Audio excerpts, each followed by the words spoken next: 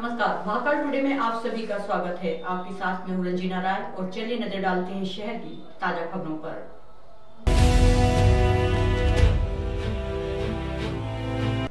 शिप्रा नदी शुद्धिकरण की मांग को लेकर पिछले 4 दिनों से चले आ रहे धरने को स्थगित करवाया गया। उच्च शिक्षा मंत्री डॉक्टर मोहन यादव और कलेक्टर आशीष सिंह ने संतों से मुलाकात कर उनको आश्वासन देकर धरने को स्थगित करवाया।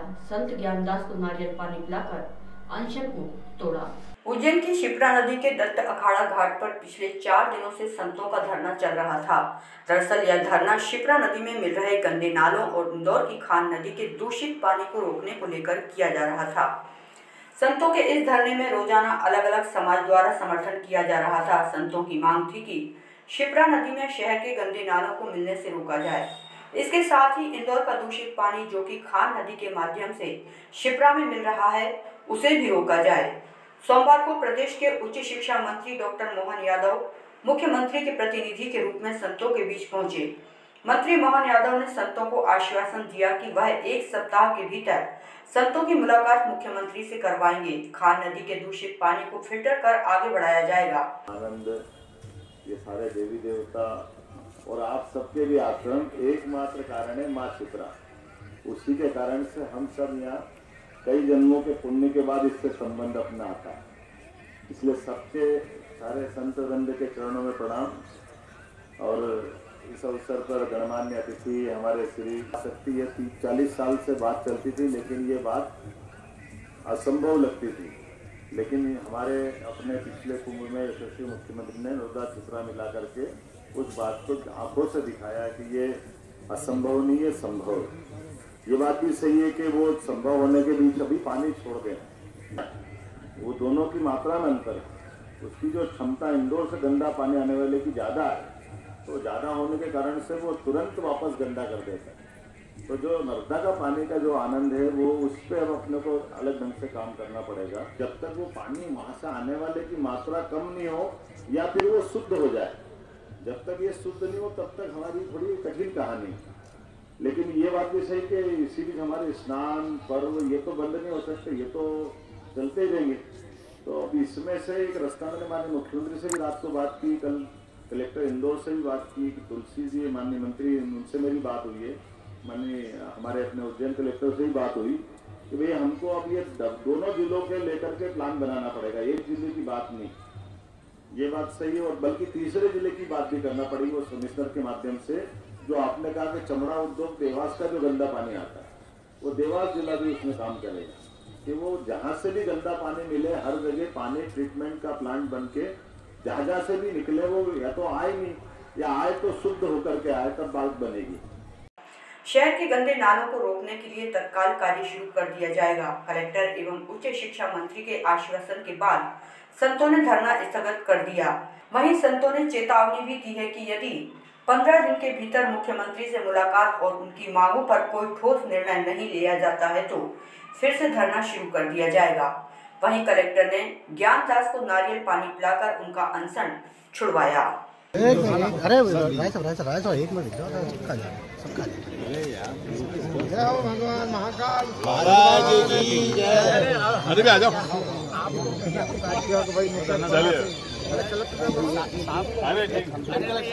पड़ेगी आपके द्वारा तो सब काम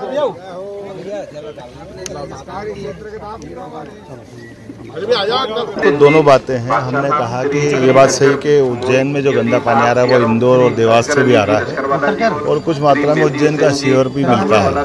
कोशिश कर रहे हैं कि उज्जैन का ये जो मुद्दा सही है कि नर्मदा शिप्रा लिंक योजना के बाद जब नर्मदा का पानी आ रहा है लेकिन गंदा पानी की मात्रा ज़्यादा होने से वो पानी साफ़ नहीं हो पाता है। तो आज मैंने आश्वस्त किया है कि ये पानी खान का हम शुद्ध करेंगे। माननीय मुख्यमंत्री से मेरी बात हुई, माननीय तुलसी सिलावट जी से बात हुई। कुल मिलाकर रास्ते में जहाँ भी हो सकता है वो खान का गंदा पानी शुद्ध करके खेतों वगैरह में उपलब्ध करा दें तो वो शिप्रा में आने से बचेगा और शिप्रा का मूल प्रवाह अपना खुद का और नर्मदा का पानी मिलकर के नदी शुद्ध होगी। इस दिशा में काम करेंगे। साधु संतों ने सहमति भी दी है। मुझे इस बात का उनका जो ध्यानाकर्षण कराने का मूल मुद्दा था उससे मैं सहमत हूँ कि हमारा सबका प्रयास है कि उज्जैन में आने वाले दर्शनार्थी हो, स्नार्थी हो या उज्जैन प्रॉपर वासी हो, सबको माँ शिप्रा का आंगन साफ मिलना चाहिए। सही कि जो खान के लिए 2 जिलों के प्लान बनाने की ज़रूरत है, अधिकारियों को निर्देश दे दिए हैं वो अपना प्लान बना के बताए। माननीय मुख्यमंत्री और माननीय मंत्री तुलसी सिलावट जी हम लोगों ने आश्वस्त किया कि धन की कोई कमी नहीं आने देंगे और इसका निराकरण प्रॉपर करेंगे। देखिए, शिप्रा शुद्धिकरण के 2 भाग हैं। अगर मैं बात करूं, पहला जो भाग है कि जो उज्जैन शहर से जो सीवर मिलता है शिप्रा में और जो शिप्रा को अशुद्ध करता है, उसके लिए विस्तृत प्लानिंग हमारे द्वारा करी जा चुकी है और जो टाटा वाला काम पूरा हो रहा है उसको पूरा करने से पहले ही आगामी 3-4 महीने में जो हमारी ट्रंक लाइन का काम है और सीवर को शुद्ध करने का जो काम है वो हम लोग पूरा कर लेंगे। और मुझे पूरी उम्मीद है कि मार्च अप्रैल तक, मतलब आगामी बारिश से पहले ही, उज्जैन शहर का एक भी बूंद सीवर का शिप्रा में नहीं मिलेगा। ये हम लोगों की प्लानिंग पूरी हो गई है और 100% हम लोग एग्जीक्यूशन कर लेंगे। जो मुख्य भी समस्या है कि जो पीछे से खान नदी का गंदा पानी मिलता है वो हमारे लिए ज़रूर समस्या का विषय बना हुआ है। जैसा आज माननीय मंत्री मोहन यादव जी ने बात भी करी है, शासन स्तर पर भी बात करी है, इंदौर प्रशासन से भी बात करी है, वहाँ के लिए ज़रूर निश्चित रूप से कोई ठोस योजना बनाए जाने की आवश्यकता है जो बनाई जाएगी। ये ज़रूर है कि तात्कालिक तौर पर इसका समाधान करने के लिए एक जो अभी कच्चा बांध जो बह गया था शनिचर अमावस्या के समय, वहाँ पर हम लोग पक्का बांध जरूर बना देंगे। हालांकि वो बहुत ही तात्कालिक वो होगा, क्योंकि बहुत ऊंचा बांध हम इसलिए नहीं बना सकते। अगर ऊंचा बांध बनाएंगे तो पीछे वाला क्षेत्र जो है वो डूब में आ जाएगा। इसीलिए एक निश्चित ऊंचाई का बांध हम लोग बनाएंगे जो तात्कालिक तौर पर अगर 2-3 दिनों के लिए पानी को रोकना हो तो निश्चित रूप से हम लोग उसको रोक सकेंगे। ये भी है, जैसा इस बार हुआ था, अगर बारिश कहीं ज़्यादा हो जाती है तो निश्चित रूप से पानी की मात्रा इतनी ज़्यादा बढ़ जाएगी कि या तो गेट ही खोलने पड़ेंगे, उसके ऊपर से भी पानी बहेगा। लेकिन फिर भी 1-2 दिनों को होल्ड करने के लिए हम लोग इसी महीने में उसको स्वीकृति देकर काम को जल्दी चालू करवाएंगे।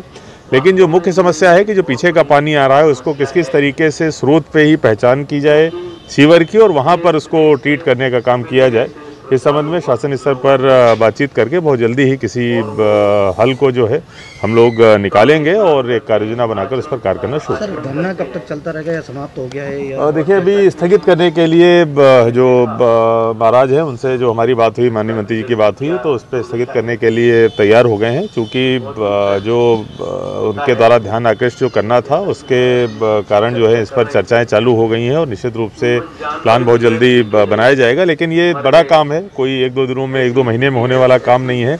एसटीपी अगर कहीं पर प्लान भी होता है तो पहले उसको प्लान करना, फिर उसका टेंडरिंग करना, फिर उसको बनना, फिर उसके लिए राशि का इंतजाम करना काफ़ी एक बड़ी प्रोसेस है। तो हम लोग एक विस्तृत कार्ययोजना जरूर अभी इस महीने बना लेंगे। मंत्री जी आए थे, कलेक्टर साहब ने जो आश्वासन दिया है, अभी 4 दिन बाद मुख्यमंत्री जी से मिला के बात करेंगे संतोष के द्वारा।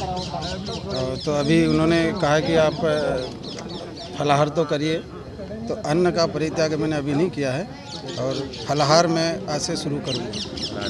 तो जब तक अभी कार्य योजना क्या बनती है फिर आगे जैसा भी होगा आपको। जो मंत्री जी और कलेक्टर साहब ने यहाँ पर जो आश्वासन दिया है उससे आप लोग संतुष्ट हैं और अब क्या ये धरना खत्म होने जा रहा है?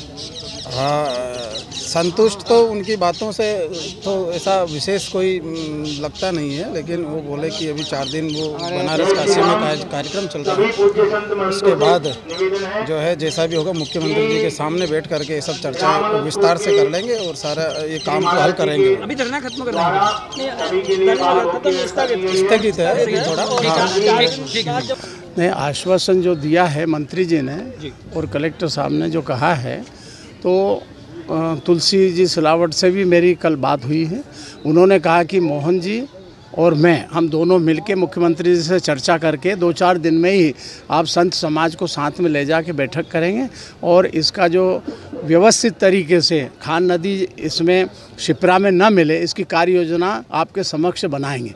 तो अभी धरना खत्म कर रहे हैं? हाँ, अभी स्थगित कर रहे हैं। अगर मान लो ये मांग हमारी जैसे अनुकूल अपने खान नदी अगर नहीं बंद हुई तो दोबारा फिर चालू कर देंगे। कब तक देखेंगे? 15 दिन का।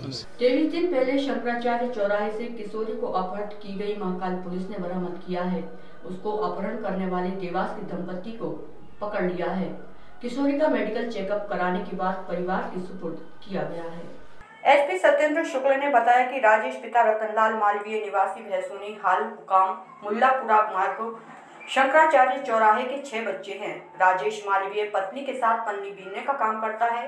20 नवंबर को राजेश अपने बच्चों को घर पर छोड़कर पन्नी बीनने गया था। इसी दौरान एक मोटरसाइकिल पर सवार दंपत्ति उसकी 6 वर्षीय बेटी एवं 1.5 वर्षीय बेटी को चॉकलेट दिलाने के बहाने से बाइक पर बैठा कर ले गए। बड़ी बेटी देवास गेट पुलिस को चामुंडा माता चौराहे पर लावारिस हालत में मिली।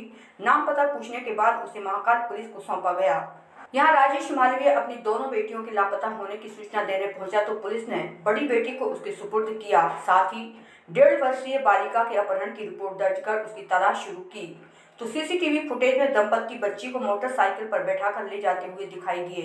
सीसीटीवी फुटेज के आधार पर जब पुलिस आरोपियों तक पहुंची तो पुलिस ने ऋतु पति अरविंद गौसर 24 वर्ष निवासी अमोना देवास और अरविंद पिता अशोक गौसर 29 वर्ष को हिरासत में लिया है।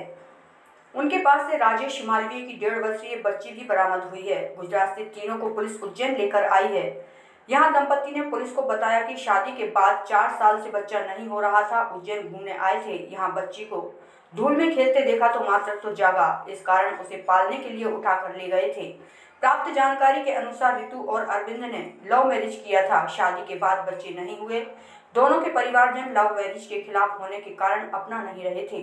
कहीं से बच्चा नहीं मिलने के कारण राजेश मालवीय के बच्चे को उठाकर पालने के लिए ले गए। पुलिस ने दोनों के बयान दर्ज करने के साथ बालिका का मेडिकल कराया और परिजनों के सुपुर्द कर दिया। कार्तिक मेला ग्राउंड के पास से 2 बच्चियां, जिसमें एक की उम्र 7 साल और एक की 1.5 साल की बच्ची थी, ये गायब हुई थी। और हमारे डायल 100 में एक इवेंट आया था, उसमें उस बच्ची की जो बड़ी बच्ची थी 7 साल की बच्ची, उसको डायल 100 रिकवर करके इनको पूछताछ की और पूछताछ करके उनके परिजनों को जब सौंपा तो ये जानकारी में आया कि एक 1.5 साल की बच्ची गायब है। जो दूसरी बच्ची छोटी बच्ची होगी। अब पुलिस के लिए बड़ी चुनौतीपूर्ण काम ये था कि 1.5 साल की बच्ची जिसका कोई मतलब बोलने और ये सब ठीक रहेगी, जिसका supervision additional SP Amresh Singh साहब खुद कर रहे थे और सीएसपी कोतवाली शुक्ला और खास बताई। सबसे दुष्कर कार्य इसमें जो था कि उसके बच्ची को ट्रेस करने के लिए हमको एविडेंस कलेक्ट करना, खासकर जब ये मालूम पड़ा कि एक 2 लोग मैंने पेयर है, युगल है, पति पत्नी हो सकते हैं, उन्हें ये किया है। तो फिर पूरे सीसीटीवी के कम से कम 100 जगह के सीसीटीवी में जब आया तो हमारी टीम ने उसको कैसे सामान्य तौर पर बहुत ही गरीब वर्ग से है, वर्ग है, उसके लिए भी हमारी पुलिस की टीम लगातार काम करती रही और लगभग इस पूरी टीम में 20 से अधिक अधिकारी कर्मचारी रहे और लगातार प्रयासों के बाद ये लड़की रिकवर होकर आई है। उनके परिजनों को सौंप दिया गया। एक मामला आप लोगों की जानकारी में होगा, थाना महाकाल क्षेत्र से 2 बच्चियां गायब हुई थी, जिसमें एक 7 साल की बच्ची और एक 1.5 साल की बच्ची। जैसे ही ये पुलिस की जानकारी में आया तो एक गंभीर विषय होने की वजह से तत्काल ही उस बच्ची जो 7 साल की बच्ची है उसको रिकवर किया गया था। लेकिन एक 1.5 साल की बच्ची के संदर्भ में जो प्राथमिक तौर पे बात आई थी कि एक युवक युवती हैं जिन्होंने इनको दोनों बच्चियों को चॉकलेट देने के बहाने से बुलाया था और उसको लेकर छोटी बच्ची को लेकर चले गए थे। क्योंकि बच्ची 1.5 साल की थी इसलिए उसको ढूंढने में निश्चित तौर पर पुलिस के लिए बड़ा मुश्किल काम था। लेकिन थाना प्रभारी महाकाल मुनेन्द्र गौतम और उनकी टीम ने इसमें दिन रात काम किया और सीसीटीवी फुटेजेस जो शहर में है उसमें लगभग 100 जगह के सीसीटीवी फुटेजेस को खंगाला और उस पर से हमें काफ़ी स्ट्रॉन्ग एविडेंस मिली, जिस पर हमारी टेक्निकल टीम ने भी काम करना शुरू किया और उसके लगातार काम में 20 दिन के प्रयास के बाद उस लड़की को 1.5 साल की बच्ची को हम लोगों ने गोरबी मोहर गुजरात में ट्रैक किया। वहाँ टीम पहुँची, जैसे ही उन लोगों को जानकारी मिली तो उसके बाद वो लोग वहाँ से मूव कर गए थे, लेकिन हमारी टीम लगातार चेस करती रही और कल उसको बच्ची को हमने रिकवर किया, सकुशल रिकवर करके उनके परिजनों को सौंपा है। और निश्चित तौर पर ये थाना प्रभारी महाकाल और उनकी टीम जो है काफ़ी मेहनत से काम किया है। आईजी साहब के स्तर से इसमें नाम की घोषणा। सर, ये रहने वाले कहाँ के थे और उनका क्या उद्देश्य था बच्ची को ले जाने का? अभी तक जो बात उनसे सामने आई है कि ये जो दंपत्ति है और ये देवास पे रहते हैं और ये के पास इनका कोई बच्चा नहीं था और ये लोग कार्तिक मेला जो चल रहा है उस पर आए थे और 3-4 दिन से वहाँ रुके हुए थे और इस बच्ची को ट्रैक किया और उसके बाद इसको लेकर गए। पंचायत चुनाव की प्रक्रिया अब शुरू हो गई है। दमदमा स्थित जनपद पंचायत कार्यालय पर ग्रामीण अब आवेदन लेने के लिए पहुंच रहे हैं। पंचायत चुनाव की प्रक्रिया सोमवार से शुरू हो गई है। दमदमा स्थित जनपद पंचायत पर ग्रामीण आवेदन लेने के लिए पहुंच रहे हैं। निर्वाचन अधिकारी गोविंद दुबे ने जानकारी देते हुए बताया कि सोमवार को करीब 6 अभ्यर्थी आवेदन लेकर गए हैं। 13 दिसंबर से 20 दिसंबर तक आवेदन जमा करने की तिथि है। यहाँ बता दें कि पंच, सरपंच, जनपद और जिला पंचायत सदस्य के निर्वाचन होना है, जो कि वर्ष 2014 के आरक्षण अनुसार ही आरक्षित हैं। केवल जिला पंचायत अध्यक्ष का निर्वाचन होना शेष है। सोमवार को दमदमा क्षेत्र में चुनाव की सरगर्मी देखने को मिली। जनपद पंचायत में एक आरओ सेंटर है और 8 ARO सेंटर है। सभी ARO सेंटर और RO सेंटर पे आज निरंक जानकारी आई है। ये भी आज एक भी नाम निर्देशन पत्र प्राप्त नहीं हुआ। कितने फार्म गए हैं लगभग अंदाजन? जनपद के करीब 7-8 फार्म गए हैं और 4-4, 5-5 वहाँ से गए हैं ARO सेंटर से। प्रथम चरण में कहाँ के चुनाव होंगे? प्रथम चरण में हमारे जनपद पंचायत उज्जैन का द्वितीय चरण में चुनाव होंगे। मंडल अभिभाषक संघ के सदस्यों ने 1 दिवसीय हड़ताल की है। कार्य से रहे सभी वकील विरक्त। उज्जैन मंडल अभिभाषक संघ ने सोमवार को 1 दिवसीय हड़ताल की है। यहाँ हड़ताल के दौरान किसी भी वकील ने कोई कार्य नहीं किया। हड़ताल के 2 मुख्य कारण बताए जा रहे हैं। यहाँ वकीलों की नाराजगी उज्जैन जिला उपभोक्ता फोरम के न्यायाधीश के द्वारा वकीलों के साथ किए गए अभद्र व्यवहार और इंदौर जिला न्यायालय के अध्यक्ष द्वारा इंदौर में की जा रही 8 दिवसीय हड़ताल का समर्थन करना है। मंडल अभिभाषक संघ के पदाधिकारी का कहना है कि उनकी हड़ताल 100% सफल रही है। सभी वकील कार्य से विरक्त रहे। मंडल अभिभाषक संघ उज्जैन द्वारा आज 1 दिवसीय न्यायालयीन कार्य का विरत रहे न्यायालयीन कार्यों से। इसका संदर्भ 2 संदर्भों को लेकर के आज हम न्यायालयीन कार्यों को विरत रहने का कारण बना। एक तो हमारी जिला उपभोक्ता विवाद प्रतितोषण फोरम की जो माननीय न्यायाधीश महोदय यहाँ हैं, विभावरी जोशी मैडम, उनकी कार्यप्रणाली से पूरे मंडल अभिभाषक संघ में रोष व्याप्त है और राज्य शासन द्वारा जो असहयोग उपभोक्ता फोरम की कार्यप्रणाली को लेकर अभिभाषकों के साथ किया जा रहा है, उसका विरोध किया, दर्ज करवाया गया। आज का कार्य हमारा जो दिवस था और निश्चित रूप से इसका एक संदेश जो उच्च अधिकारियों का है या जो न्यायिक अधिकारी गणों को जो हमारी ओर से संदेश शांतिपूर्वक संदेश दिया गया है, इसका कोई परिणामिक कार्रवाई होगी, ये हमें पूर्ण विश्वास है। आज की जो हमारे द्वारा 1 दिवसीय जो प्रदर्शन किया गया था, इसमें मंडल अभिभाषक संघ के समस्त सदस्यों का बहुत बढ़ चढ़कर सहयोग मिला और लगभग सभी अभिभाषक साथियों ने न्यायालयीन कार्यों से विरत रहे हैं और अपना कार्य आज नहीं किया गया है। विश्व प्रसिद्ध ज्योतिर्लिंग बाबा महाकाल के मंदिर में तड़के 4 बजे भस्म आरती की जाती है। इसमें बाबा को हरिओम जल चढ़ाया गया, उसके बाद उनको भस्मीभूत किया गया। पूरा मंदिर परिसर दर्शनार्थियों के जयकारों से गूंज उठा। इसके बाद बाबा का नयनाभिराम श्रृंगार भी किया गया। रोज सुबह होने वाली बाबा महाकाल की भस्म आरती में आज तड़के बाबा महाकाल को भस्मीभूत किया गया। भस्म आरती के दौरान पूरे मंदिर परिसर में बाबा के जयकारे गूंजते रहे।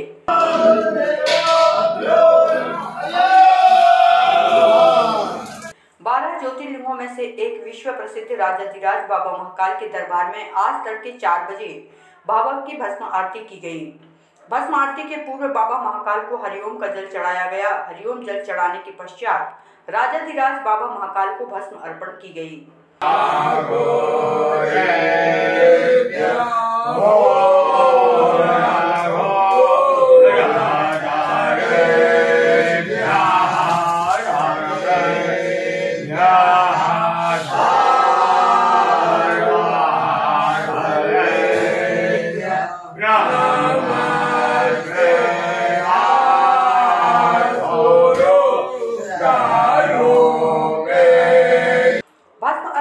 के बाद राजा के रूप में बाबा महाकाल का श्रृंगार किया गया। इसके पश्चात ढोल नगाड़ों की थाप के साथ बाबा महाकाल की भस्म आरती प्रारंभ हो गई।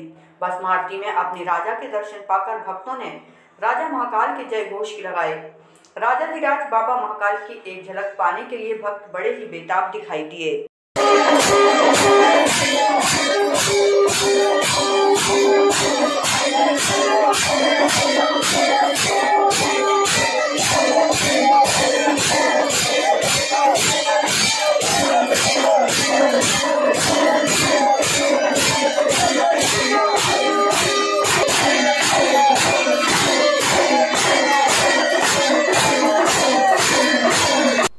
आज के अंक में यहीं तक, अगले अंक में फिर मिलेंगे। तब तक के लिए नमस्कार।